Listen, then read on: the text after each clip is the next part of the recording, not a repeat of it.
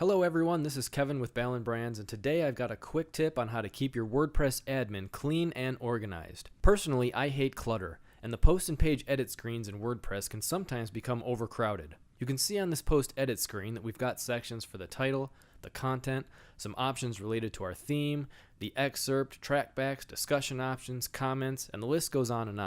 And there's even more items over on the right hand side. I'm going to hide the options that I don't use on a regular basis. At the top of the screen is a button called Screen Options. If you click that, you're presented with several options to help you clean up your workspace. I'm going to uncheck all of the items that I don't use on a regular basis. You can always come back later to unhide something when it's needed. Another thing you can do to make the interface less distracting is to minimize the boxes that are displayed. When you click on the title of the box, it closes. And lastly, all of the boxes can be dragged to new locations. I'm going to drag the featured image box up to the top because I want to make sure that I always remember to add a featured image to my blog post. WordPress saves all these changes so the next time you come back to the edit screen, everything will be just where you left it.